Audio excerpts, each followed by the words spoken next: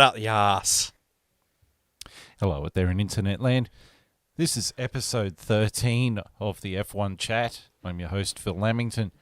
Sitting to my left is a man who's just really not happy because he has to do a lot of talking on this episode. And that's JB. JB, how are you, my friend? So much talking. Yes. You have to hear my voice so much this episode. Yes. I mean, I complain like we're not about to have an hour conversation about Formula One. Yeah, I know. Like, I don't understand what you're whinging about. Me either. My holidays are over. I'm slightly grumpy about everything. Back to work, back to reality. Yeah, shut up. Welcome back to the land of the living. Now pick up a shovel and dig. That's it. That's what this episode's going to be. Right, and sitting to my right is a man who he coined the phrase "harshole," and that's Longhorn. How are you, my friend? I'm doing good. Especially after seeing that double move on Stroll. Cop that up the arse. Up the arse. Up the arse, Stroll. Up your arse, Stroll.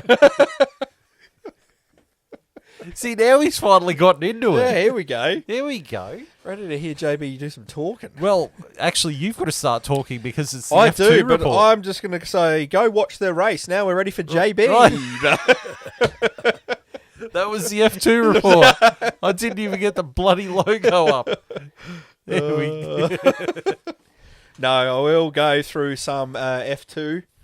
I will say, though, if you're thinking of, you haven't watched this race and you're thinking about it, or you're even just thinking about maybe watching a bit of Formula 2, watch this race. I'm not going to be able to give you the complete play-by-play because so much happened in this race. I just could not keep up. But we had a lot of racing this weekend. So in F2 as well, we also had a sprint race too. So got a sprint race. I have to be honest, though, I didn't get around to watching the F2 sprint race. So I've just got the results for everyone. So I'll go through them to start with. I'll go through qualifying first, then your sprint race, and then I'll get into the actual race. So with qualifying, Frederick Vesti put it on pole, followed by Yuri Vips. In third was Logan Sargent. In fourth, Ayumi Iwasa. Fifth, Felipe Drugovich. Sixth, Australian Jack Doohan. Seventh, Amory Cordial. Eighth, Richard Verschoor. Ninth, Theo Pocher. And 10th, Marcus Armstrong. Obviously, I'll just give everyone the top 10.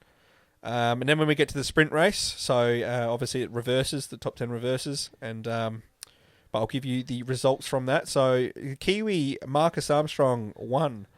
Coming in second was Theo Pocher. And Australian Jack Doohan got a podium spot coming in third. Good on him. Another good performance from him. He's starting to put some good form together in Formula 2 here. So in fourth was championship protagonist Felipe Drugovich. In fifth was Yuri Vips. Sixth was Richard Verschoor. Seventh was Logan Sargent. Eighth was Ayumi Iwasa. Ninth was Enzo Fittipaldi. And 10th was Dennis Hauger. So that wraps up qualifying in our sprint race. And now we get into the actual race. 40-lap race. And this is where it all started happening. So the race started. It was half wet, half dry. So we had some rain that day. I think the Formula 3 race was completely in the wet. And by the time F2 started, it was starting to dry out. But there was basically the front half of the pack didn't want to take any chances, went wets, and the back half of the pack took the chance and went on slicks. So then we got got the race underway. And in true F2 fashion, what do you think we got? Yellow flags. Yellow flags. So lap one, first corner. Armstrong touches with Bollock Bussy and spins out of the race, bringing our first yellow flag.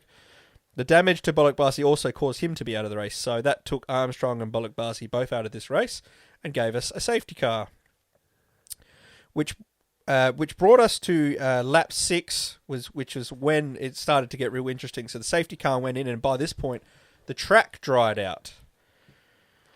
So what had happened by that was all the back markers in this race basically started powering up the grid, and this is where I couldn't keep up with what was going on 6 laps in. And the track dried out, and the slicks was the right strategy, and basically all the back markers powered to the front. So Richard Verschoor come from 8th to 1st, Daruvula come from, I think, 12th to 2nd, and You might have heard this name before, but Roberto Merri came from 21st to 3rd.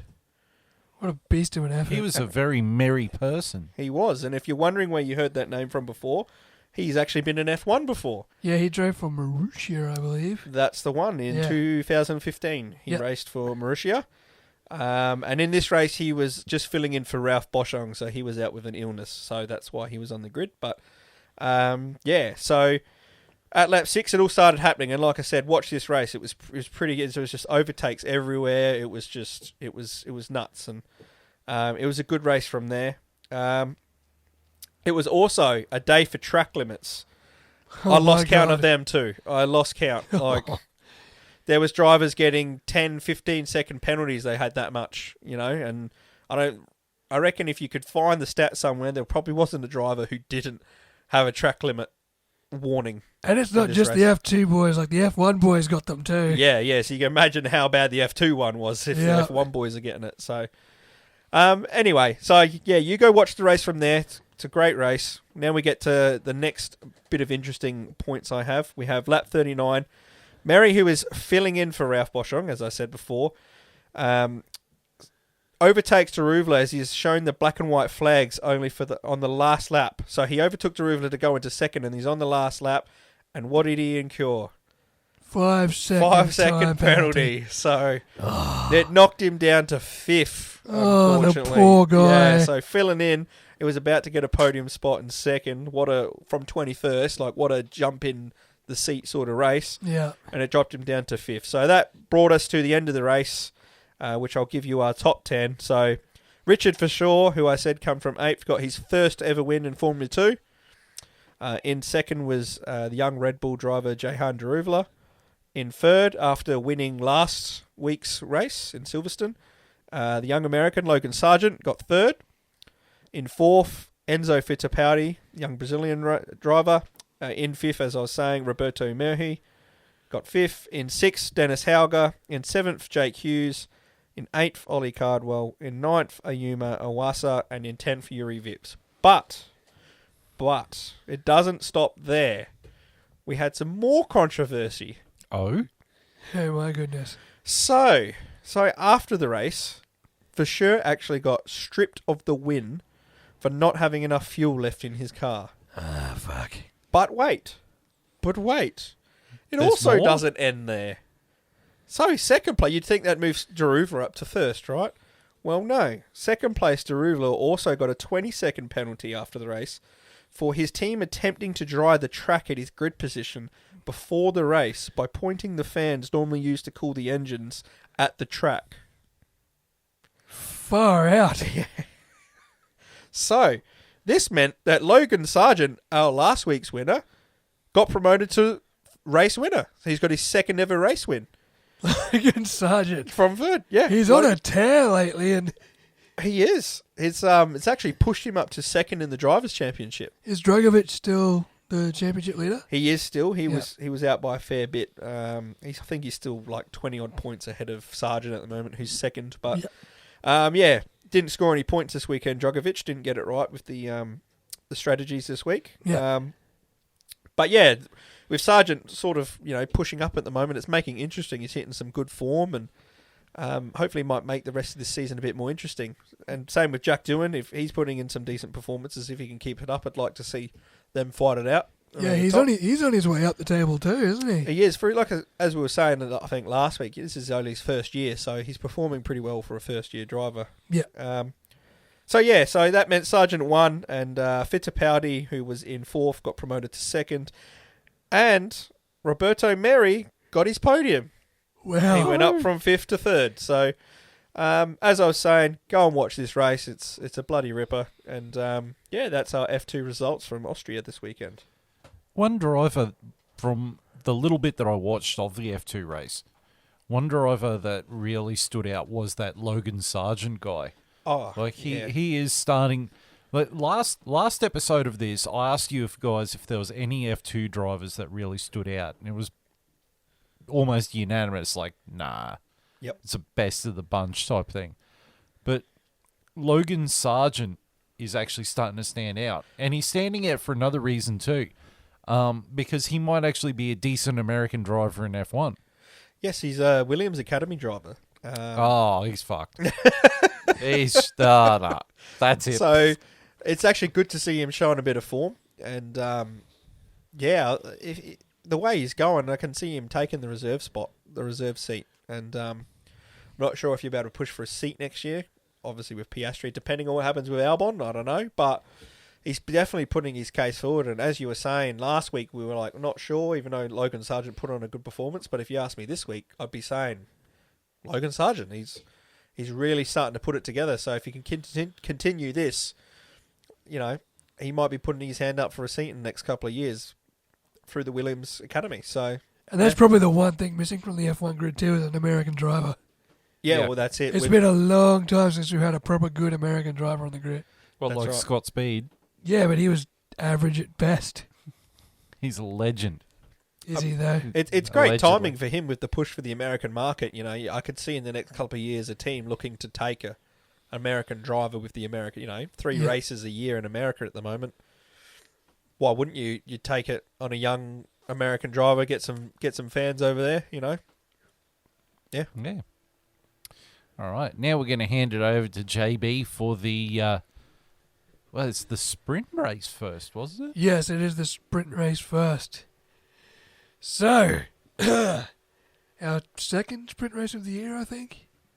Yes. Imola had one as well. So, the Austrian F1 sprint race. So, before the race even got underway, pre-race, Fernando Alonso is left stranded on the grid with his tyre warmer blankets still on and his Alpine jacked up in the air as the remaining cars cycled on their formation lap. His team, rumoured to have been fixing an electrical problem pre-race and ran out of time to repair the car properly, and he's sent to the pit lane to start, but his car is ultimately retired from the race before the lights go out. Zhou Guan Yu's Alfa Romeo stalls out on the way to the grid, an extra formation lap required, and a lap taken off the sprint race distance, and he was also sent to the pit lane to start. Lap 1 of the sprint race.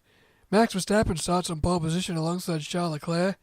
Max holds off Leclerc enough for Carlos Sainz to jump his Ferrari teammate, and Leclerc gets back past Carlos Sainz in turn 4. Pierre Gasly's AlphaTauri is launched into the air after clipping Lewis Hamilton. Both cars continue. Meanwhile, Sergio Perez had jumped from 13th to 8th on the first lap alone. Lap 4, Alex Albon squeezes Lando Norris wide at turn 1. Lap 6, Ferrari teammates Carlos Sainz and Charles Leclerc continue to scrap away, all the while losing time to Max Verstappen as the Red Bull skips away in the lead. Lap 8, the Ferraris nearly collide as an over-eager Carlos Sainz attempts to round Charles Leclerc at turn 4, but they stay in line astern. Lap 9, Alexander Albon is given a 5-second time penalty for forcing Lando Norris off the track at turn 1. Sergio Perez pulls off a great move on Mick Schumacher to jump up into 7th spot. He then overtakes the other Haas, Kevin Magnussen, into 6th the following lap.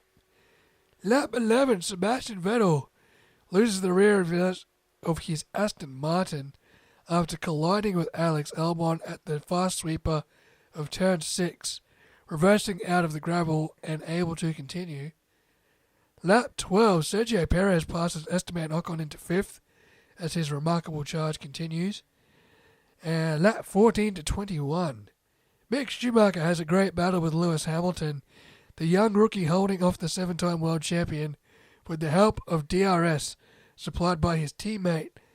But Lewis Hamilton finally gets past the Haas into 8th as Mick fell out of DRS range of Magnussen. Sebastian Vettel retires his Aston Martin on the penultimate lap. Lap 23, championship leader Max Verstappen wins the F1 sprint race for Red Bull from the Ferrari pairing of Charles Leclerc and Carlos Sainz. Yeah. Yeah. Right, so the rest of the full grid after the sprint race. So first place was Max Verstappen, second was Charles Leclerc, third was Carlos Sainz, fourth was George Russell, fifth is Sergio Perez, sixth was Ocon, Kevin Magnussen was seventh, Lewis Hamilton was eighth, Mick Schumacher was ninth, Lando Norris rounds out the top 10, Daniel Ricciardo finishes 11th, Lance Stroll is 12th, Zhou Guan Yu is 13th, Pierre Gasly is 14th, Alex Albon is 15th, Yuki Tsunoda is 16th, Nicholas Latifi is 17th, Sebastian Vettel finished 18th, Fernando Alonso was 19th, and Valtteri Bottas was dead last. Which then leads to the next day and the race. Yes, the actual race itself, the 2022 Austrian Grand Prix. They didn't have a heavy metal national anthem this time. I know, that was a big letdown. I mean, the piano dude was great and all, but... Simple Classical still went alright. It's not the metal version we love, but... Yeah, they weren't dropping the bass. Wasn't like last year. year. Didn't last year they do a big metal version? Yeah, that was at the... because they ran the same race twice, but with different tyre compounds. So they had the Austrian and then the Styrian. Yeah. That's right. And it was the heavy metal version was the Styrian Grand Prix. Yeah, it was pretty badass. Yeah, Yeah. that was sick. It was cool. Fully sick, mate. All Fully right, sick. 2022 Austrian Grand Prix, the real race. Lap 1, Max Verstappen starts on pole from Charles Leclerc and Carlos Sainz. Verstappen holds off Leclerc. George Russell pushes Carlos Sainz wide, but Sainz takes the place back. Perez battles with Russell, and they make contact, Perez spinning off into the gravel. He makes it back to the pit lane with a big hole in the right side of his side pod. Lap 5, Lewis Hamilton runs wide over the sausage curb of turn 1, and Mick Schumacher passes him into 7th. Lap 10, Russell is given a 5-second time penalty for his contact with Sergio Perez. Lap 11, Charles Leclerc attacks Max Verstappen for the lead of the Grand Prix, Max telling his team he can't hold Charles off much longer. Lap 12, George Russell pits, serving his 5-second time penalty and getting a new front wing. Charles Leclerc dive bombs Max Verstappen for the lead of the race into turn 4. Lap 14, Max Verstappen pits from second for a set of brand new hard tyres. Charles Leclerc picks up his second warning for track limits. Lap 15, Lewis Hamilton makes an opportunistic move on Mick Schumacher into turn 8. He then passes the other Haas, Kevin Magnussen, a lap later. Lap 21, Carlos Sainz told by Ferrari he's going to plan E.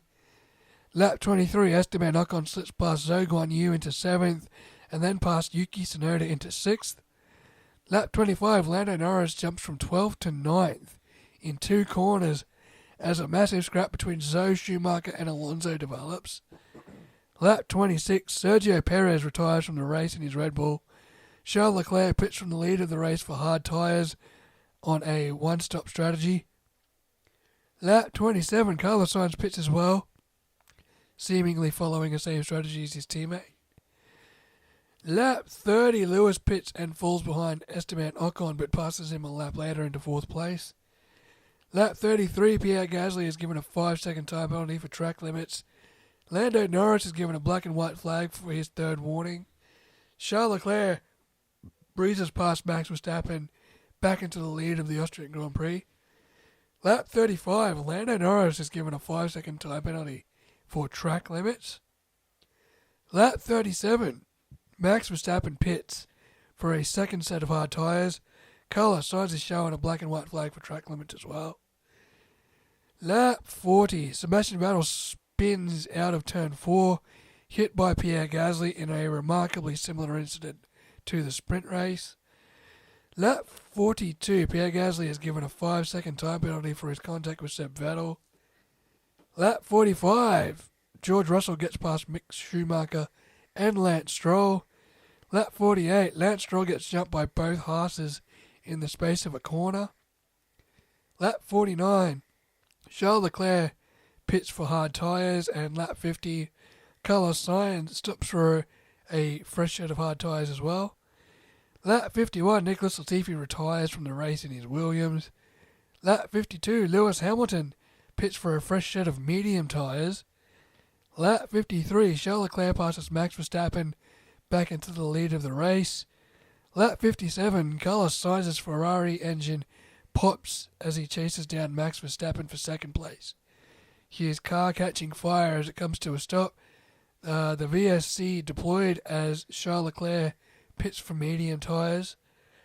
Lap 61, Charles Leclerc reports that his throttle pedal feels strange, turning out to be a stuck throttle pedal open at 30%. Lap 65, Valtteri Bottas passes Alex Albon into 10th. Lap 69, Charles Leclerc's Ferrari isn't downshifting properly because of the raised revs of the stuck throttle pedal, with Max Verstappen closing in. But on lap 71, Charles Leclerc survives, winning the Austrian Grand Prix from Max Verstappen and Lewis Hamilton. Max Verstappen getting fastest lap on the final lap, and Mick Schumacher given driver of the day. So the race finished with Charles Leclerc first, Max Verstappen second, Lewis Hamilton third. Unless if you go by the graphic they played at the podium, which we'll get into a little bit later because that was a bit funny. Fourth was George Russell. Fifth was Esteban Ocon for Alpine. Sixth was Mick Schumacher in the Haas. Seventh was Lando Norris in the McLaren. Eighth was Kevin Magnussen in the other Haas. Ninth was Daniel Ricciardo in the McLaren. And 10th was Fernando Alonso in the Alpine. So, my key people for the race, sort of throwing you guys under the bus with this, but key people in the race, my first key person was Mick Schumacher. Yeah. I think he thoroughly deserved driver of the day. He was my driver of the day. I was watching the race live, and unfortunately I fell asleep at lap 50, so I didn't finish it watching it live. But at that point, he was easily my driver of the day already, and nothing was really going to change that unless someone did something spectacular. He was outstanding. Yeah, I think like he got that 1 point last week, and it's just set him off. Like his confidence has gone through the roof.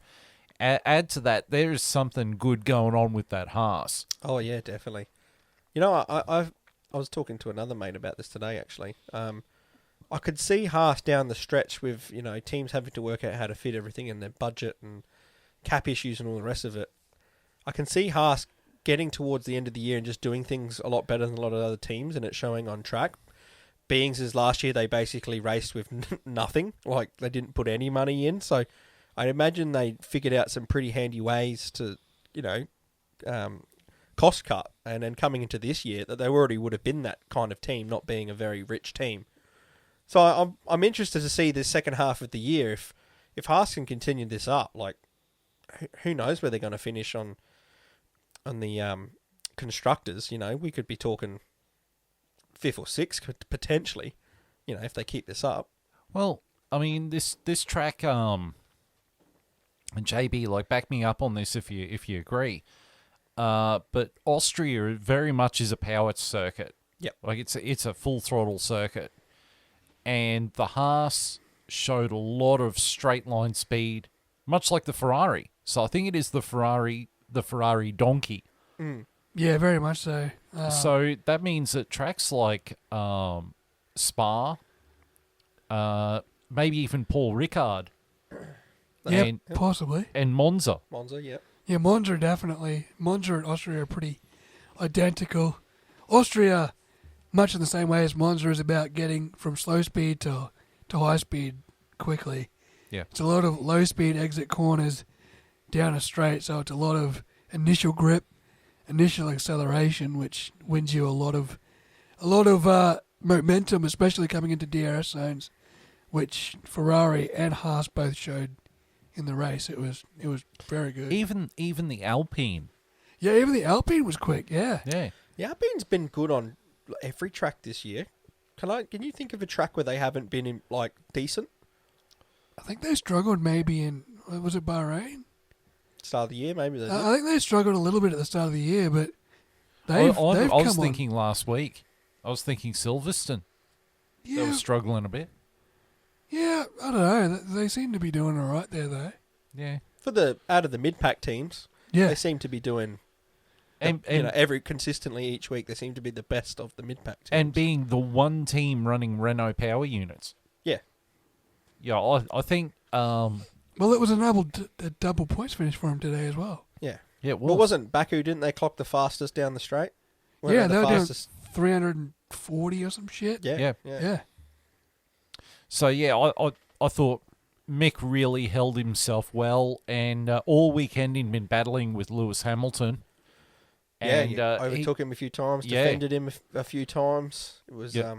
It was like seeing his F2 driving. this is the talent we've seen in Mick Schumacher. We're seeing it now. These And last two races. it's certainly showing that his old man DNA hasn't been diluted. No. Like that, if you put him, and I said this during the race, if you put him in a really competitive car, world champion. Yep. I think I said He that has at the start of year. potential. Yeah. He has the potential. He's not there yet, but he's got the potential. His only problem's going to be is how long the pairing of Sainz and Leclerc can last, because at this rate you wouldn't see a reason to break that, you know. Well, if I could step to the side of the subject a little bit, and this is completely unplanned, but if you step to the side, because I think either last week or the week before, oh, pardon me, we were talking about Red Bull's sort of driver development program and how there really is not much going on there. It seems like the Ferrari Driver Academy has the opposite problem. Too much talent. Like, coming they've through. got Charles Leclerc, they've got Carlos Sainz, they've got Mick Schumacher, you still got Robert Schwartzman. I'm sure if they picked up the phone and called Callum Ilott, he would come back. Yep. You know, and apparently Arthur Leclerc is also part of the Ferrari driver program all the way in F3. Yes, he is. He's got the Ferrari Academy logo on his helmet. Mm-hmm. So Ferrari has the opposite of Red Bull. Red Bull doesn't seem to have anyone coming up that can genuinely fit into their program. They've got a lot of drivers though, Red Bull. Yeah, they but seem not to the same talent level. They seem to sign anyone who can turn a steering wheel. I'll sign them to our driver academy. And they're bloated. It's a Yeah. bloated mess. Whereas Ferrari is picking and choosing and getting the cream of the crop. Yeah. But then they've got the problem of they've got two great drivers in their primary seats. You got Mick, who is in a secondary seat in Haas, and that's all the room they've got. To be a little bit fair to Red Bull, Carlos Sainz was a Red Bull driver. Yeah, So but he was. It was almost like he was the unwanted one. Like, oh, Renault needs something, and we want to get out of our Renault contract. Here, we'll just give him Carlos. well, the focus was once they had Max. The second driver hasn't been a thing at Red Bull until recently. You know, it's Max. You know, they had Daniel Ricciardo, who was super at the time, was at Red Bull, and they were still like, we've got Max Verstappen. We don't, you know. Because they went through Ricciardo. They went through Kvyat. Yep. They went through Albon, Gasly. Sainz. Now, and Sainz. All while Verstappen was there. And they've got Perez now, even though he's not Red Bull Driver Academy. And you've got Pierre Gasly, who really is just hanging around until something better comes along. Mm-hmm. And you've got Yuki Tsunoda. Yeah. And Yuki Tsunoda, for me, is just... He's there to fulfill an agreement. Yeah, he's there because of Honda. Because... But to be fair, he is still probably, if you look at his F2 career and the other Red Bull Academy drivers at the moment career, he's still probably the next best of the rest of the Red Bull guys at the moment. But he sort of highlights what's wrong with the Red Bull Academy of... They've just got too many guys in there. Yeah, that I agree. they can turn a wheel, but that's all they can do is turn a wheel. Yeah, the only one sitting there with any sort of talent is Pierre Gasly. Yeah. The rest are all just stagnated And sort Pierre of around is, the level. Pierre is not going to get a Red Bull seat. He's No, going to be I at think- AlphaTauri. I think Pierre needs to wait for the McLaren seat to open up. Yeah. Yeah. Yeah. And I think he will go. I think he will replace Daniel Ricciardo at the end of I next think he year. will too. I think it's probably the most logical option at this stage. Is Daniel Ricciardo's contract expires at the end of next year? McLaren won't re-sign him. No. He would have to win the World Championship next year Yeah. for McLaren to re-sign him. Yeah. And then that seat's open and Pierre Gasly wants out of AlphaTauri and he goes to McLaren. I think that's the logical option, but that's 2 years away yet. I think you're right. What you're saying, though, Phil, is, as you're saying, the talent in the Ferrari Academy seems to be higher level at the top. It's unfortunate they can't get in a seat anywhere, but that definitely the level seems a bit higher than the Red Bull. Seems like they're being more methodical with who they're picking to be in their academy. They're getting the right talent, where Red Bull's sort of just going, we'll have you, we'll have you, we'll have you. You seem all right, we'll have you. I mean, if you look at an F2, there's that many cars that are Red Bull coloured. It's not even funny, But, they're all around the same level. Like, they're all decent drivers, but none of them are, like, fantastic, Like, I would even point to, like, I think Alpine's academy probably, if you evaluate the last few years, would be better than Red Bull. You've had Piastri, Guan Yu Zhou, and at the moment Jack Doohan's in there, and he's been pretty impressive in his first year compared to the Red Bull guys. So yeah, maybe there's something in that Red Bull is just we've always said that it's sort of just a chew you, spit you out sort of program, and they just do that, they grind that until they find their Max Verstappen, and then they're happy with that, whereas maybe Ferrari and these other teams are being a bit more methodical and picking out and trying to get the right talent, because you can never have not enough of the right talent, but they're being smarter and more methodical about it, where they're getting the right talent filtering to the top, where Red Bull's just going, let's see how you go, no good, out. See how you go, no good, out. And then, we found our Max Verstappen, we're happy, keep it rolling, keep the grinder going. That's the Helmut Marko sort of effect, because they've tried that for a long time, pretty much since the company's inception. And the only drivers it worked with was Sebastian Vettel. Daniel Ricciardo started getting there, and maybe if he'd stuck to his guns, he might have got there. But the only two drivers that survived the Helmut Marko system is Sebastian Vettel and Max Verstappen. The rest of them, Mark Webber fell by the wayside. David Coulthard was at the end of his career. Denny Rick never really got there. Kvyat, who am I missing? Kvyat, Albon, Gasly, Carlos Sainz never really made it. Was it Brendan Hartley? Yeah, Brendan Hartley. He was Toro Rosso though. Still Red Bull on. Carlos Sainz never made it to Red Bull either, but True. Maybe it's the way their system's set up, but they've only had two really good drivers, crack the code, as it were, and that was Seb Vettel and Max Verstappen. And I mean, it's working for the moment, because Verstappen is defending world champion and current championship leader. So, and there was also Scott Speed. He drove for Toro Rosso, and Sebastian Buemi. I liked Sebastian Buemi. I think he had something, but he went up against Sebastian Vettel. Yeah, exactly. He just came through at the wrong time. Yeah. But I mean, he's gone over to IndyCar. Yeah. Yeah, and he's doing all right over there. So. Yeah, he is. And I think, outside of Verstappen, the only driver at that level right at the moment is Pierre Gasly, but Gasly's not getting back in that seat. All this talk about all these drivers and talent and all the rest, it just makes me wish we had more cars on the grid, for some of these drivers to take up. Some of these names we've talked about, Callum Ilott, I mean, he won F2, didn't he? He was second. He was second to Mick Schumacher. Second to Mick Schumacher, there you go. But even Schwartzman, like some of these names we were talking about, like Buemi, wouldn't it have been great to have other car seats to get in, even if they're... We could have, imagine if you had another 4 seats here. Yeah. And you had Piastri and Schwartzman and Ilott and, God, I don't know, someone else on the grid. Or even if another team come in and they were half decent and Gasly had an option to go somewhere that was better than AlphaTauri, isn't it frustrating watching Gasly, who's a decent driver, just stagnate because there's nowhere to go? Yeah. Because there's only a couple of teams that are up there. Well, he's starting to struggle a little bit though. He ends up in the mid pack though, spinning out drivers. I reckon he's overdriving the car. Yeah, He's starting to make some real mistakes lately. he is. Yeah, he's driving like the Gasly at Red Bull.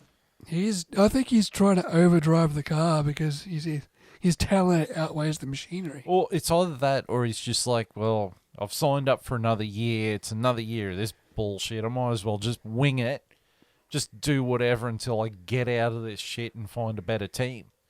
Yeah, it could be. That. It's almost like a defeated Frustration. Like, Yeah. I put my best foot forward last year, and look where it's got me. Another year at AlphaTauri. You know. But, I mean, Daniel Kvyat really was not that bad a driver. I mean, yeah, he had the reputation of the torpedo.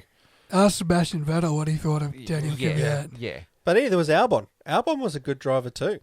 They just chewed him up and spat him out. And I mean, he's luckily landed at Williams, but Albon look how good he's been at Albon Williams. felt like he was too early. He I think he slightly was a season or two early. But what if you change those two results where he got spun out by Lewis? What if he had got podiums? Those two races would have given him that bit more time to get the confidence to keep going, or do you think he still would have been spat out? I think he would have been spat out. Yeah, I think he was too early. I think he was a season or two early. The problem with Red Bull is they bring in these guys that have got talent, but they're expecting Sergio Perez results straight away. Or they get a guy from F2 who then goes on a Twitch stream and uses the N-word. Yeah, Like Vips. and now Yuri Vips can't drive for Red Bull. He's still in F2, but his prospects of going up Are to dead. F1, They're gone. unless he sells himself. Actually, I heard, I can't confirm this, but I think I read he's back in the Red Bull program. I heard that they're giving him another shot. I'm not sure if it's confirmed. I read somewhere Horner was talking about it, or one of them was talking about it, that he's made the mistake. They hope he grows from it, and they want to give him the chance to learn and go forward. But I think he might have still had his contract torn up, but I think he's still in I don't know what word you want to pull it. Like, he doesn't have the contract, but he's still in the frame. He's still He's in the being system. supported by Red Bull. He's in the pool. Yeah, he's still in the pool being supported by Red Bull, but I don't think he has a contract on paper anymore. But they want to help him grow, and good on him in a sense, because these days he did the wrong thing. I'm not agreeing with anything he did, but it's so easy to just, these days, we want to harshly punish people so badly, and we got to remember he's like this young 19-year-old kid. The problem is he said the N-word on a Twitch stream. Around about the same time, Nelson Piquet Sr. called Lewis the N-word in Portuguese and is now banned from the F1 paddock for life. Yeah. Like, you just can't say it anymore, man. Yeah, I'm not defending him saying it. I'm completely saying that. I'm just more saying that, like, Yeah. if you were to, we shouldn't also just be like, all right, you're out. You're now doomed for the rest of your life. Like, that's it. You're 19 years old. You've done something stupid. You get no second chances. Off you go. Well, You know what I mean? I don't know. Did he ever apologise? Yeah. Yeah, okay. Yeah, he I apologised. don't think I've read a public apology, but, you know, I mean, yeah, live and learn from it, but you're a little bit of a poison chalice, at least for this year. Yeah, but I'm sitting here right now just thinking, well, it's almost a poison chalice being part of the Red Bull Academy anyway. Yeah. I mean, saying the N-word is not cool. It's so far from uncool, it's not funny. But the entire Red Bull system is this uncool system of Helmut Marko just chewing you up and spitting you out. 100%. Maybe him getting out of that system would have been the best thing for him.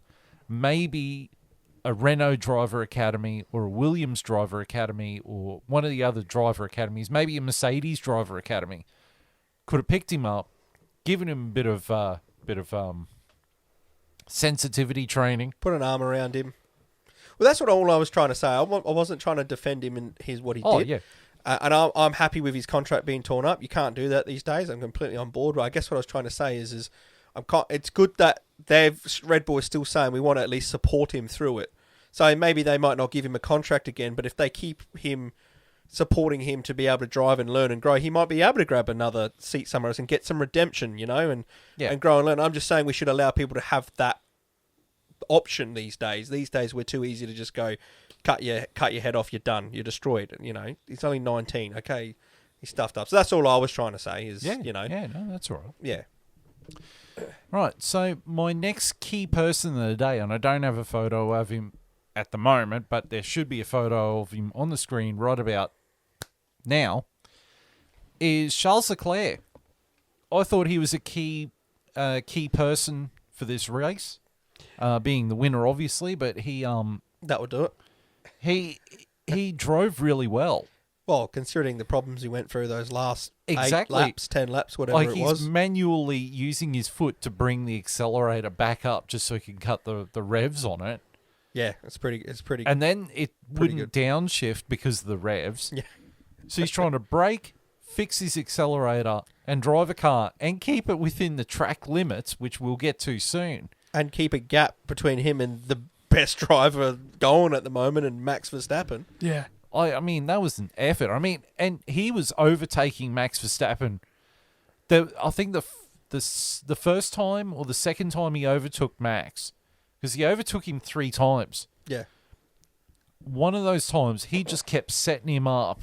And it was like watching those retro races Yeah. that we watched at the start of the year where the drivers would set it up and just sit there and stick a nose in or do this or do that. And then Wait till they caught him napping. Yep. And then in the end, he just licked the stamp, put it on, and just sent it. Yeah, down into turn 4, I think it was. Just Yeah. brilliantly set him up on the inside, blocked him out wide of the corner, and just it was a real good overtake. Yeah. And It's picture perfect. he honestly made Max look like an amateur. Which I know that's a bit of an overstatement because Max is currently the best driver on the grid. He is the world champion. Mm-hmm. And He made him look like he was snapping for Yeah. sure. Yeah, like the way he overtook him, it was like yeah, Max didn't. his first move was the best move Yes. because Max was still fighting at that stage. He was still on equal footing. As the race went on, it became clear that the Ferrari had the pace advantage and the tyre advantage. So, you know, the next couple of times he got past him, I think it was just DRS, just breezed past him. But the first time he got him with the dive bomb, that was pure driving, and that was Charles Leclerc showing Max Verstappen, hey, I'm not going anywhere. I'm still going to fight you for the championship. So Where was this in the sprint race for Ferrari? The domination they had today. they were too busy fighting each other. yeah, actually, because Carlos got a bit greedy. Yeah, a little bit. I won the previous race. Look at me. And yeah, so the sprint race. The sprint race, you didn't give the tyres a chance to degrade Yeah, either. Like 23 laps isn't that long. 23 Not laps around was this. the length of the first stint. Yeah, not around The Grand this. Prix was a 71 lap race. Yeah. By the time this race got to lap 20, 23, you know, then the degradation started. Then the first round of pit stops started. Yeah. Then the Ferrari started showing its pace. The Ferrari didn't start showing its true pace until the back half of the race.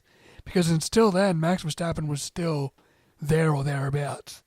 It really took until the lap 40, 50, 60 as to where Max was being out of the fight. Then the Ferrari Yeah. showed its superior. I thought it was a bit earlier. I thought it was more like lap 20, lap 15. Yeah, but where the Red Bull really sort of went away. they were still cycling through the pit stops at that stage. I think the Red Bull really broke. I think it was after their second pit stop, and Yeah, that's when Max- they knew their Max- race wasn't against Ferrari. Max anymore. really, and Red Bull actually admitted for Max to start matching Lewis Hamilton's lap times Yeah. and not the Ferrari lap times because they knew their fight was not going to be for the win. It was going to keep on the podium. But to be fair, it wasn't that far off in the end. He almost got Charles in the end, but He could have if Charles couldn't have held that together with what was going on in his I car. reckon if that race was another 2 laps longer, He would have got him. Max Verstappen would have got him. But you know what? That's the way it went. Charles Leclerc was able to edge an ailing car to the finish line and won the race, and rightly so. He deserved it. He absolutely deserved it. Well, I think if you go back in history, I think Michael Schumacher actually won a race in a Ferrari where he was missing every gear except for sixth. Yeah, that's insane. And I think it was, what was it? I think it might have been Monza. Yeah, And he Ayrton Senna did the same thing in Brazil. Yeah. Yeah. And you know, that's when you see what a true driver is, when they can sit there and master broken gear and yeah. get it home Yeah. Yeah. and get a win. Yeah. This was a little bit different. I mean, this was a stuck throttle, but still, there's no way he would have been able to downshift to second gear for the hairpins. He would have had to have kept it in the third, maybe fourth, which would have affected his acceleration. But it was just a masterful display of working with what you've got. I'm amazed the anti-stall didn't kick in. I think he would have been right because the revs were high. Yeah. But it was just a remarkable piece of driving. My actual third key person for the race was not actually, well, it was a person. The stewards. Yes. 43 track limit incidents. Does not surprise me after I watched that F2 race. That's insane. There probably would have been 80 in that one, so that's pretty good. And like Lewis Hamilton on the radio, because they gave him a black and white flag. Oh, that's BS. I didn't go over the thing. Yeah, you did, Lewis. I'm sorry. And he's like, oh, has anyone else been done for it? Yes. Everyone. Literally everyone. Yep. Maybe what they need to do is put landmines outside. Oh, hell yeah, I'm here for that. So if they cross over the line... Bananas, so they slip out. What is this, friggin' Mario Kart? Yes. It's me. Give Latifi the blue shell. Welcome to Mario Kart. He'd still fuck it. Yeah. Somehow, yeah. It's just an automatic Ferrari win then. Yeah. Yeah. But the Ferrari drivers have to dress up like plumbers, like Italian plumbers. So what's the track limit here was turn 10, Pretty much. and it was anything outside of the white line. Yeah. Your tyre has to always be Inside one the tyre white inside line. the white line at all times. Yep. Yeah. Yeah, and 43 occasions, drivers were not. Yeah, well, I mean, Well- that's why Sergio Perez in qualifying, I think he got third or in qualifying or something, and he got dumped back to 13th because his time got deleted. Retrospectively, Yeah, because he broke track limit. yeah. Yeah, because he was actually preparing to go into Q3 or something, Yeah. and they like retrospectively deleted his lap time. He's like, oh, you're not in Q3, you've actually been eliminated. Who was that you said? Sorry. That was Sergio Sergio Perez. Perez. Yeah. Yep. They did it to happen to Albon as well. Yeah.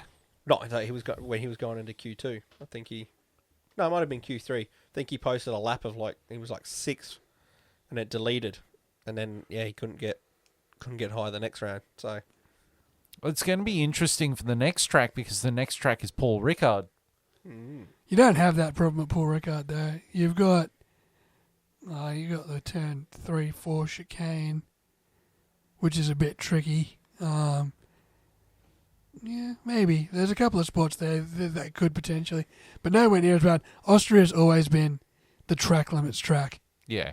because they always go, even in MotoGP, they always go on the outside of turn 10. yeah, it's because you can go in with so much speed into that corner. It's so easy to just Exactly. go that bit wider. Exactly. It's so hard to get, especially these cars now, 750 kilos, not including how much fuel they've got on board. It's easy enough to do. And Martin Bronder raised the point that, they might not be sure where their car is considering the carbon over things on their front tyres, the ones that look like mud flaps. You can't see over them, which means you probably can't really see where the white line is anyway. I heard Ricardo saying that was part of even some of the reason why he might be struggling a bit more. So he was saying like this year there's that issue. And then when we came to this track, clearly, obviously, is an issue because so many drivers, even who aren't, say, struggling like Ricardo is, were like, well, couldn't really tell if they were going in over the, they probably thought they were legitimately thought they were inside the track. But obviously wasn't. Yeah, well. I should actually highlight, Daniel Ricciardo actually got, 9th? He got points, yep. Believe so. He got 9th. He got points. Yeah, well, considering that the McLarens started 14th and 15th in the sprint race, by the end of the sprint race, they were 11th and 12th, I think. And then by the end of the Grand Prix, they're 7th and 9th. So for a car that started the weekend, one of them was on the back of a flatbed, and the other one had oscillating DRS wing so bad that they couldn't do soft tire running. You know, for two cars that started almost at the back of the grid to finish in the points by the end of the Grand Prix is pretty fucking awesome, all things considered. Well, the whole weekend seemed to be a Haas, McLaren and Alpine sort of weekend. Yeah, I I mean, look, take it with a grain of salt. Ricciardo's ninth. Had Carlos Sainz and Sergio Perez finished where they were going to finish, Ricciardo's 11th and Norris is ninth. You know, but you've got to take the good with the bad, I guess. Yeah. I think Daniel Ricciardo himself just said it was a matter of damage limitation more than anything else. You know, you've got to take those weekends when they come. So, and, you know, more impressively, the Haas's are there. Yeah. And they had a the great Alpines, again, were consistent as well. Well, Alonso come from last.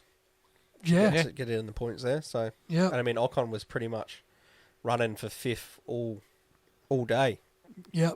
And Alonso also had that epic move where he overtook Tsunoda, and as he was passing him, he was waving his finger at him because he tried pushing him off onto the grass. Yeah, we took him with two wheels on the grass, and then at 300 kilometers an hour, gave him the stern finger shake. In good Alonso fashion. Yeah, in typical Alonso fashion.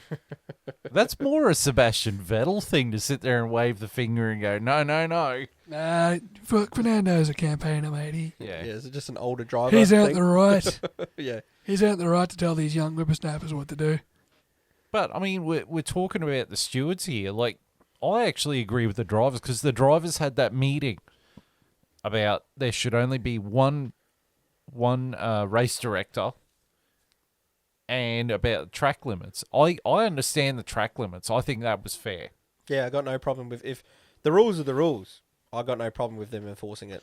But I think we only need one race director. 100%. I mean, It's got to be consistent all the way along. Yeah, we want one. We don't want two, and I'm sure the drivers want that, especially after all the fiasco we went last year, and we've been all over it.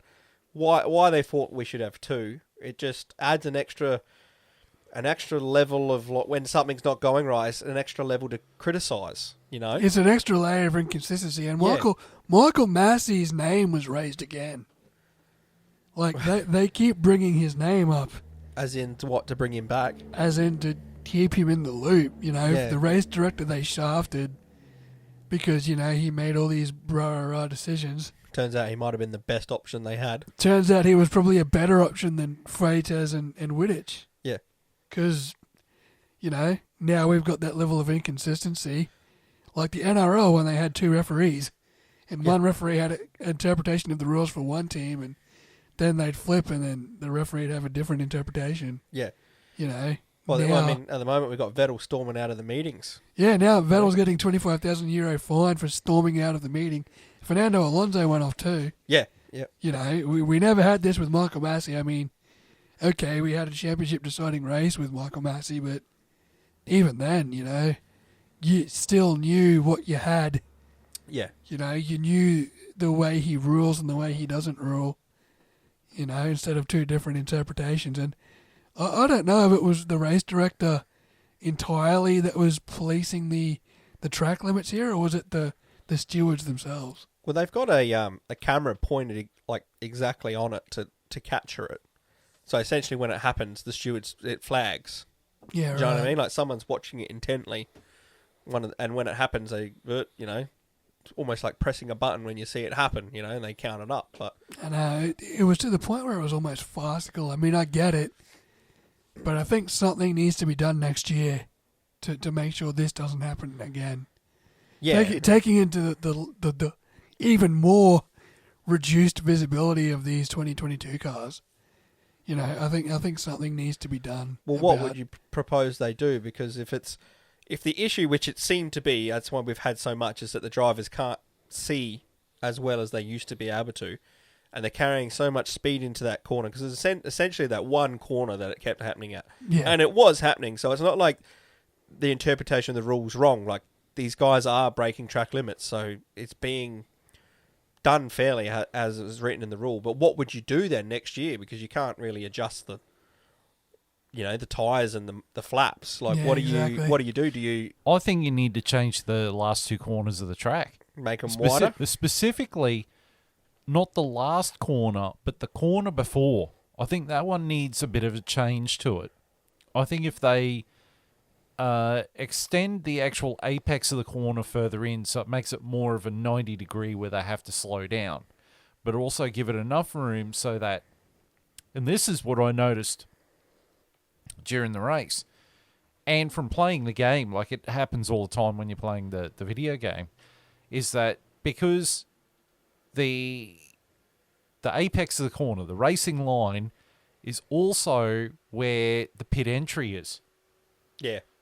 So they need the pit entry to sort of go before the corner into its own little thing that goes around. Well, So I it think- does. Well, it does already. No, but I mean, like, more like, say, Sochi. Yeah, the pit entry on Sochi. Yeah, where it needs to peel off.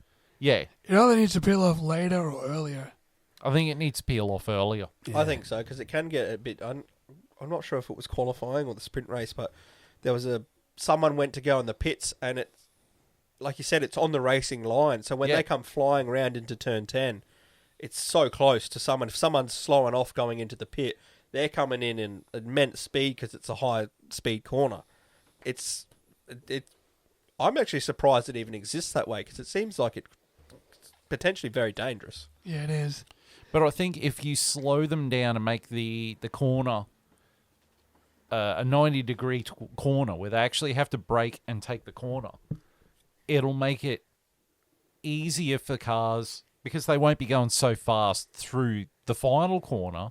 It'll be easier for those cars to stay on the track. And safer for probably the people peeling off, Yeah. because the traffic will be slower. Yeah, I can see that. That would probably help it. Yeah, Yeah. definitely. All right. So now we get to some news items that happened during the weekend. There's nothing really big. Like, there was rumors that Red Bull were going to announce that their partnership with Porsche, but nothing of value eventuated from that. It was the big talk, wasn't it? And then Big talk. Same as with Silverstone. It was supposed to be Williams announcing Piastri was driving for them next year, but that didn't happen either. Give it time. Give it time. So the first sort of news item. do you want to have a rant about this one, Phil? Oh, Shall we leave the floor to let you have a... oh, yeah, okay. Well, I do have a bit of a cold, so I'm not going to rant too much. But so Lewis Hamilton crashed during qualifying, during Q3 of qualifying, and because most of the crowd were part of the Dutch army, when he crashed, they cheered. And Lewis Hamilton, in the quote that has been put up, was, "A driver could have been in hospital and you're going to cheer that." I think someone else in this room by the name of JB said it on one page, which was Lewis Hamilton is complaining about people cheering that he crashed. Yet he didn't seem to give two flying fucks a year ago at Silverstone when he put Max Verstappen into the wall. And I don't give a toss what any of the Lewis Hamilton fanboys have to say here. He put Max into the wall. How many G was it? It was like 50 G or something. 51G. It was a massive break. 51 G into the wall. Sent Max Verstappen to the hospital. And then he wins the race and carries on like a clam. And you're just sitting there going, you're a hypocrite, Lewis. Yeah. Yep. Yeah. Absolutely hypocritical, man. You know, a driver could have been in hospital and you're going to cheer that. Yes. A driver was in hospital at Silverstone 2021 and you were running through the sand trap with a British flag over your head. Yeah, you cheered. Like Yeah. You were cheering yourself And- while Max Verstappen was being discharged from the medical centre. And you were the one who sent him there too. He didn't have his own accident off his own accord. Yeah, exactly. You were a part of it. Like, You were the part of it. yeah. Yeah. And there was another comment, like Lewis made some comment about Max in the same interview. I can't remember what it was. And Max replied with, this year he found the apex. Yeah. Yep. Yeah, it's like, oh, it's good at 37 years old. You can still learn to find the apex. Yeah. Yeah. Max knew exactly. Like, Max had the same approach. Yeah. Mm. And the side-by-side photos as well of Hamilton's on the inside of Charles Leclerc at Cops, and Hamilton's on the ripple strip. But then you show the one from last year, and Hamilton's 3/4 of the way across the track when he hit Max. Like, the difference in angle is fucking astonishing. Yeah. And, you know, Lewis has no leg to stand on in this quote or in trying to defend what he did at Cops last year. I did notice a lot of the comments because, like, a lot of places were sharing that quote about a driver could have been in a hospital and you're going to cheer that. And so many of the anti-Lewis people were like, yeah, what about Silverstone last year? And all the Lewis Hamilton fanboys could say back was, yeah, but that was last year. Stop living in the past. Dumb pricks. Dumb fans. Dumb fans. Okay, yeah, stop living in the past. Tell Lewis Hamilton to stop living in the past with his imagine I was I've been what's the word for it where you're a minority and you're Oppressed. Oppressed. I was oppressed and bullied and blah blah blah. I'm sorry. Now you're on the cover of every F1 related thing. You're the highest paid driver on the grid. Yeah, you're mega rich. You know, You're not fucking oppressed, Stop mate. living in the past, Lewis. I mean, if you You live in fucking Monaco or whatever. Actually, I think he's got a house in LA as well. yeah, He's probably got a house everywhere. Yeah. You're not oppressed. You're making and he $100 keeps million bringing a his year. retarded friends like Serena Williams and Megan the Stallion onto the grid, who can't even speak to Martin Brundle. Although he did bring Roscoe, and that was cool. Roscoe Yeah. gets a pass everywhere. True. Roscoe gets a pass. It'd be cool if I brought my dog along. Yeah, that'd be cool. She could sit there and butter up Kiki to everyone. definitely get a pass. Oh yeah, Yeah. But you know, when it comes to him being oppressed, I just sit there and call bullshit on it too. I mean, what?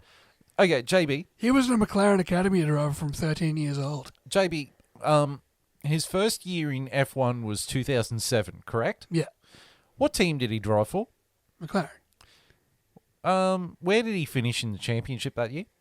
Second? Yeah. What team did he drive for in 2008? McLaren. Where did he finish the championship? He was a champion. Right.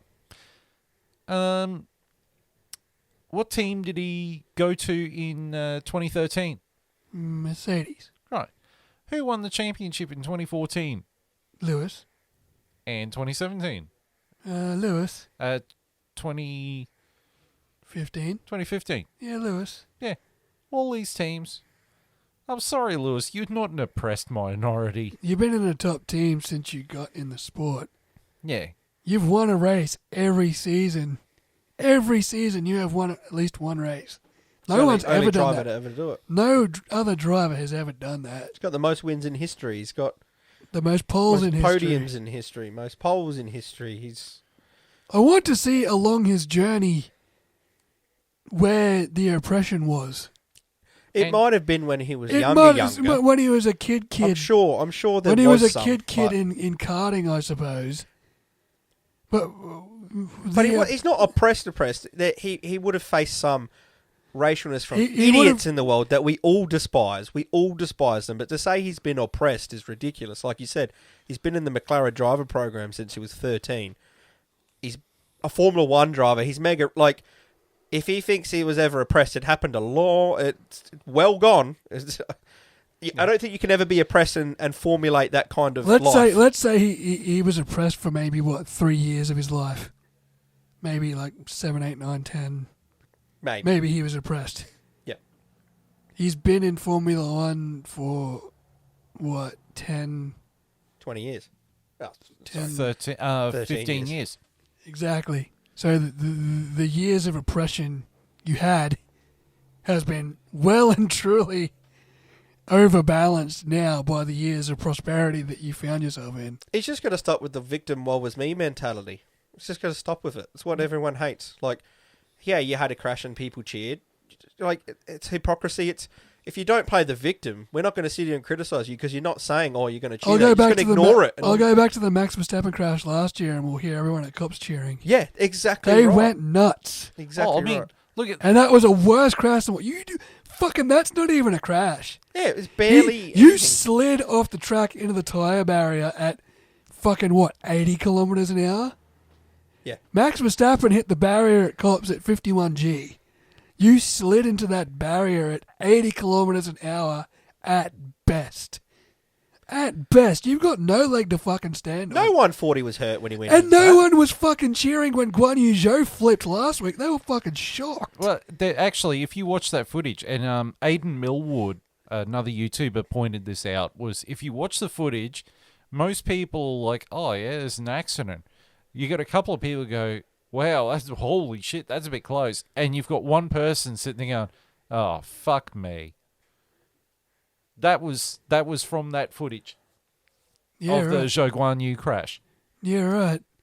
Yeah. Yeah, well, the footage that was up on my Facebook, and you hear that guy in the back, you're like, Jesus Christ. Yeah. Like, and everyone was running down because I could see him. No one was cheering that. Yeah. Everyone was in shock. Yeah. You know?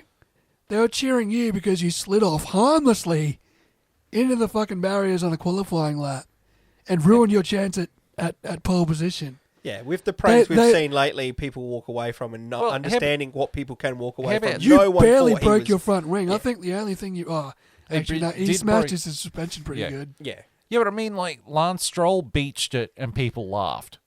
Yeah, people And you had literally that one laughed. person sitting there going, excuse me, you can't park there, mate. Yeah. You know, but Lewis needs special treatment. It's tired old hat. It's victim mentality. 100% what it is. But I'm going to move on to another news story. And Lewis did speak out about it, and I fully agree with him on this one. Some of the stuff that was going on at the Red Bull Ring over the weekend was absolutely despicable. And majority of them were drunken members of the Dutch army. Apparently there was a girl who was in her teens who was selling ice creams, and there was drunken Dutch yobbos trying to grope her and saying all manner of nasty stuff to her, and she ended up folding up her tent and buggering off. And she wasn't the only one. Like, other women in the crowd were getting harassed by these drunken yobbos. And Lewis Hamilton put out a statement saying he was disgusted and disappointed to hear that some fans are being racist, homophobic, and generally abusive behaviour at the circuit this weekend. Attending the Austrian Grand Prix or any GP should never be a source of anxiety and pain for fans, and something must be done to ensure that races are safe spaces for all. If you don't see this happening, please, if you see this happening, report it to circuit security and to at F1. We cannot sit back and allow this to continue. I agree with him on that. Yeah, Like, 100%. people who are working there, whether it be a girl selling ice cream, a marshal, or whatever, don't deserve drunken yobbos doing dumb shit. Well, F1's a family-friendly sport. Like, how good is it when you see in the crowd, you see a Kids, dad man, with everywhere. his kids and they're, cheering on Ferrari or Red Bull, whoever. Like, that's what Formula One is. Not, and sure, you're going to have people that get drunk and do some silly things, but not that. Like, that's exactly how Lewis pointed it out. It's disgusting and disappointing. And I don't know, what do they need to have more security maybe? Or, is that something that comes around just in mob mentality? When you get a massive group like that drunk? It's almost soccer hooligan mentality, man. Yeah, You know what? I don't know how because most big sporting events you go to, you only get served mid-strength beer. So I'm rather impressed that they managed to get that drunk somehow. Well, although they probably pre-drank, they are Dutch. Yeah. Well, people were camping at the circuit. No, they probably fucking hammered all night. So They probably didn't stop drinking all weekend. That's my right. my first thought would be what people do with Bathurst. Like, guy I used to be in a band with, EJ. He used to live in Bathurst. People would go there a week before, dig up a hole, bury their booze in an esky in a hole at where they're camping, and then come back a week later because they're not going to get searched or charged for the alcohol. Yeah. Go to their camping spot and their booze is already there. They can get liquored up with whatever. So maybe people have already done that. Yeah, that's a possibility. People figure out ways to get around it. Yeah. That's for sure. Yeah, but it's sad to hear it happening, man. This is the first time I've really heard of it happening. This year, yeah. Yeah, well, to this extent. Yeah. And it's fucking sad because I love the Dutch Army. You know, I love the flares and shit, but yeah, that's... Well, Christian Horner is actually asking the Dutch fans to stop doing stop letting off the orange flares. Because he's like, it's blocking the driver's eyesight. It could get dangerous. They can't actually see what's going on, particularly at a track like Austria where it goes up a hill and down a hill. Like, if you can't see shit... Yeah. Well, you know. Save it for the end of the race, you know? Yeah. Save it for when Max Verstappen wins or something, you know? Yeah. Or at least the end, not like the start of the race and you can... all you can see is orange in the air. Yeah, particularly like a track like Spa. I think they shouldn't allow it at Spa at all. Because, I mean, Spa is a track that's constantly known for changing weather on a dime. Yeah. It can go from being nice, bright and sunny with a chance of Roman Grosjean to foggy, rainy, oh my God, I haven't seen this much rain since God knows when. And that's why we love Spa. And having idiots letting off orange flares doesn't help the situation. Not at all. You know. My next news story is a bit of a happier one. Formula One legend Kimi, Captain Bois, is apparently driving in NASCAR next year. Yeah, I heard this. I heard that Kimi Räikkönen was making his way back to NASCAR. He's always had a thing for NASCAR. He doesn't strike me as the guy who would like NASCAR. But he fucking loves it. He must love it. I guess it would be much simpler than Formula One. Well, I could see him driving rally or World Endurance or Well, he's done DTM. rally. Yeah, exactly. I just never thought he'd go back to NASCAR, but you must have enough of a love for it. Well, I put it on our private chat video where IndyCar driver Romain Grosjean interviewed former V8 Supercars champion and current IndyCar driver Scotty McLaughlin. Mm-hmm. And they were having a conversation. Apparently they're really good mates now. They used to hate each other because McLaughlin kept beating Grosjean's mate Alex Premat. Yeah, in Supercars. Yeah. McLaughlin used to beat everyone, don't worry about it. But because Grosjean was mates with Alex Premat, he took it kind of personally, like, I fucking hate this guy, you know. But eventually you got to meet him and got to know him and they're mates on the IndyCar circuit. Yeah. And Scotty McLaughlin was saying to Grosjean, he's like, if there's one thing you're going to do in your career, go drive Bathurst. Yeah, absolutely. Go do Bathurst. And Grosjean's like, you know what? If I can find a seat at Bathurst, I'll do it. Yeah, I hear Fernando Alonso wants to do Bathurst. Oh, that'd be awesome. Yeah, and Seb Vettel too, I think. Yeah. Yeah. Imagine those two teaming up. Yes. Just chuck them in a car and be like, all right, Alonso and fucking Vettel. You could be like the privateer entry. Yeah. They'd probably do all right too. We send Vettel and Craig Lowndes up as a team. Yeah, fucking, that'd be cool. I'd love to see. Who else was saying they wanted to do in Bathurst? Was it Lando? Or Danny? No, I think it was Danny Rick. Yeah, Danny Rick, but I mean, as far as V8's concerned, they want to try and snag Danny Rick if he leaves F1. So Yeah, they do. They want him if he can't get a seat. I'd like to see Kimi do Bathurst. I reckon Danny Rick could go to NASCAR before he go to V8 Supercars. Yeah, you would. To be honest. I think Danny would have a better chance getting into IndyCar. They'd snap him up. Yeah. You know? They would. I think he's gonna. I think after next year, he's gonna end up in the American market somewhere. Yeah. It's the most logical place for him. But yeah, that's all the news items I've got. Unless you've got any news items or No, not really. We've been through the bad behavior of the crowd. Lewis Hamilton being a hypocrite. Kimmy being a legend. Kimmy just doing more Kimmy things. Which Kimmy is just cool. being Kimmy. Yeah. No, I don't think so. I mean, there was the brief thing on the technical regulations meeting that didn't amount to anything.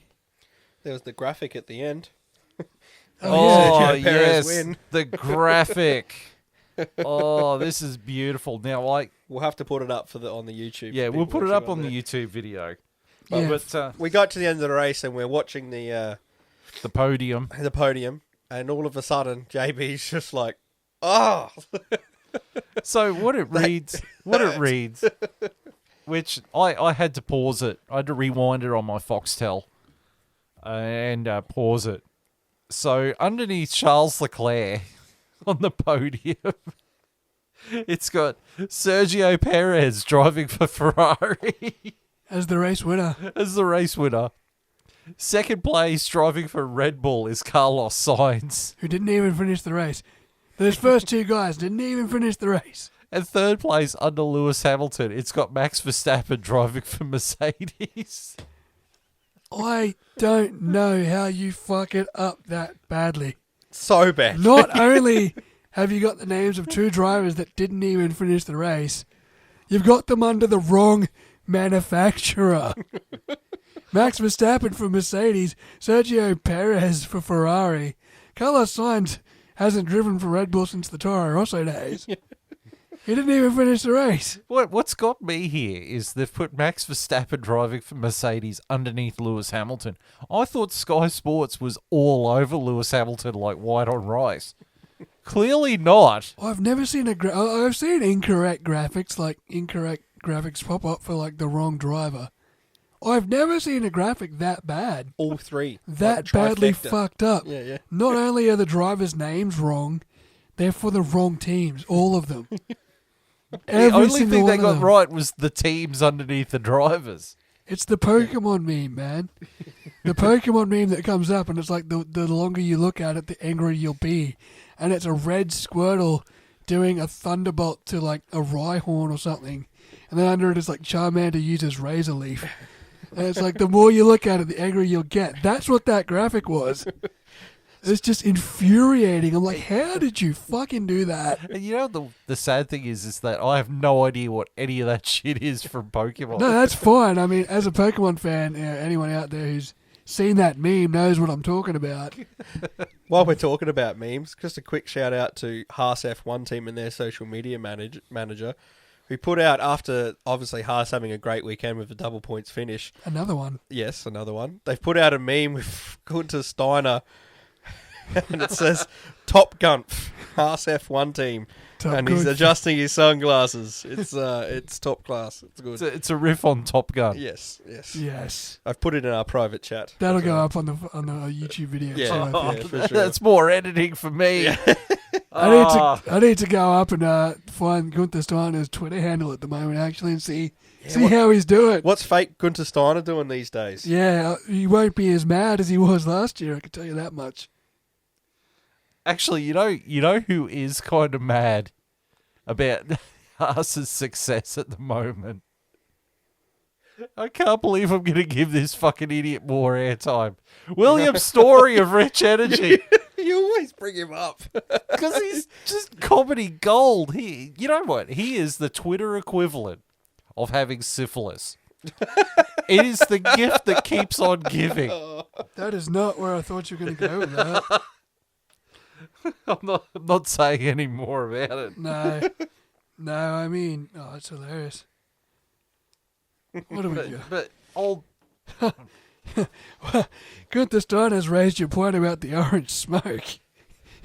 What are we going to see today? Not a fucking thing. And it's a photo of Gunther Steiner just blazed out in orange. So, you know, good on Gunther Steiner's and the Haas's Twitter team, and fake Gunther Steiner. Shout out to fake Gunther Steiner on Twitter. Thank you for bringing us more joy. right. So I'm going to give JB a break from talking this episode because he's done enough. He's going to be pumped for next year. You know, we got 6 sprint races next year. Yeah. Yeah, but you've got to do the entire F2. They're going to have more too. Yeah, because they're coming to Australia. I think we need to tag Phil up. You know, you need to get on the F3. No. Yeah. No, because I edit the videos. That's fair enough then. That's true. That's true. It takes me 2 hours to do it normally because I'm going to time sync it all up. That's all By right. 2024, we're going to have a 5-hour-long podcast where we're going to do Formula 1, Formula 2, Formula 3, Formula 3 for Formula 4. Formula 3. W, Formula E. Formula 3. That's Barry Yes. when he shows up. So When he gets no, you. So it's never going to get done. So no F3 No, reports ever. no F3 report. I am keeping you guys abreast of the Formula 3 goings on our F1 chat Facebook page, though. Yes. It's up there. I'm dawdling along. I have to update our Twitter page tonight, but we probably won't now. I'm probably going to go home to bed, but That's what I'm going to do. I'll update it tomorrow. That's what I'm going to do after you two bugger off. I'm going to have a shower and go to bed because I got a cold. Right, but... We're always sick on this podcast. Yeah, I know. I Hey, know. I felt all right today, actually, Ah, but screw you. for once. Kiss my arse. Kiss your ass. You arsehole. My name is Gunther Steiner. Roman is better driver. Not at the moment. No. He's got 2 pretty capable pilots there at the moment. Yeah, well. Speaking of capable pilots, we've got the 2022 driver standings. And I'm going to do it this week. JB's got a break. So, after I make sure I can see because my eye got itchy. Right. Coming in first, leading the drivers' championship. You sure you don't want me to take over? No, shut up. Max Verstappen on 208 points. Moving into second is Charles Leclerc with 170 points. Moving down to third is Sergio Perez with 151 points. In fourth is Carlos Sainz with 133 points. George Russell is nipping at his heels in fifth with 128 points. Lewis Hamilton has finally made it to triple digits in sixth with 109 points. Lando Norris is in seventh with 64 points. Christ, what have you done to me? Eighth is Esteban Ocon with 52 points. Valtteri Bottas has moved down to ninth with 46 points. And Fernando Alonso is 10th with 29 points. And I'll do the driver's standings too. I'll do the team ones as well because, you know, that's okay and I don't mind doing it. It should be okay. The team standings. Red Bull Racing still leads the constructors with 359 points. Ferrari has catched quite a lot of the gap up, though, with 303 points. Mercedes is in third in no man's land with 237 points. Tied for fourth is McLaren on 81 points and Alpine on 81 points. Alfa Romeo is in sixth with 51 points. Haas has jumped the AlphaTauris, has gone into seventh with 34 points. AlphaTauri is in eighth with 27 points. Aston Martin is in ninth with 18 points. And Williams, dead last with 3 points. That's probably the most amount of points Williams has genuinely had in a long time. No, well, last year, remember George Russell got that podium. In Spa. Yeah, that The air quotes podium. Yeah. The fake podium. Yeah. To be fair, Alex Albon was like 10th in this race for a while. So like the last 10 laps. I'm sure, though, on the podium for the race that George Russell got points for Williams, they got his name right. I bet they didn't fuck that graphic up. I have to mention this too. I have noticed that Sky Sports does not give George Russell that much attention. Not they compared to Lewis. They still give Lewis more. Yeah. It's just the Considering the fact Lewis that- show. And considering the fact that George Russell got another top 5 again today. I And think. George Russell is beating him in the championship. Yeah. And yeah, he's out driving. Yeah, but it's still the Lewis show. Yeah. And George had a good drive today, other than his blip with Perez. Yeah. He had a good drive Yeah. because he had to come back from that, a penalty, and come back through to get fourth. You don't really hear much about it, Yeah. you know? Yeah, but I think everyone's still pissed at him because he blipped. He sent Perez to the shadow realm. Yeah, that's true. But I'm Yeah. thinking more of Sky Sports, British Yeah. bias. They would still be, talking about him being Yeah. British, but it's still the Lewis show. Yeah, but I mean, Haas is starting to come on strong. Yeah, they're starting to get around Mick, which I'm all for. Yeah. I'm enjoying that, and I'm really hoping, as we've been saying, this last week's points, and he was brilliant today. Like, if he starts driving like this, expect points from him. Just about it, he'll be in there for the points every week, and that's going to be interesting, I think, because let's say he does that. Like, let's say we see the Mick Schumacher. I get my words right. You got my disease. Yeah, I do. Let's say we see the Schumacher we've seen today for the rest of the year. Where does he go from here? Because, as we've always said, Ferrari's tied up. But what happens? Because if he drives like this, he's putting his hand up to go somewhere. Mick Schumacher will get Gasly syndrome and just be stuck. Yeah. I think for the time being he is stuck too because Sainz and Leclerc are on. The more I think about it, I'm more thinking about Phil's option is when Hamilton hangs up the boots, he makes the shift to Mercedes. Which isn't out of the realm of possibility because his old man drove for Mercedes too. Yeah. It He's just German. depends how good the car is. A German driver and a German team. The Mercedes being a not great car would increase Mick's chances. That's right. Yeah. Because Mercedes, you could almost say, is a mid-card team. Almost. They said good. they're ahead of that. They're ahead of the mid. They're kind of on their own. They're not a championship battler, but they're not a midfield team. They're a scrapper. They're a contender. What I third. mean They're a by contender. scrapper is that they're the team that picks up the scrap points that other teams, they're the ones that when other teams leave money on the table, they're the ones that take the money. Yeah. To steal a phrase from a good person. They're the best of the rest. Once you take the championship protagonists out. But you know how last episode how we were saying Silverstone was the best race of the year. I'm going to sit there and say this was the best race of the year so far. This was a great weekend for racing. It was a good weekend. This is the sort of race. I told you last weekend I was pumped for Austria. Yeah. And I had He was every so fucking... pumped he fell asleep. I was so... I didn't even bother staying up for the Grand Prix. I did watch the sprint race, though. I watched that live until 1 o'clock at Sunday morning. Yeah, see, I passed out. Yeah. I'm getting old. Yeah. But this was the sort of racing that Austria serves up. Promotes. Yeah. I would still maintain that Silverstone overall was the better race. Yeah, I think so. But this was as advertised. Yeah. Really. This was action-packed. Like, when it gets to Austria, you're going to get action. Lots of overtaking. It's fast straights into slow corners. There's not much to the fucking track. You'll get a lot of overtakes. Yeah. It's a driver's track. Yeah, it's a fun track. It's an easy. It's a simple track.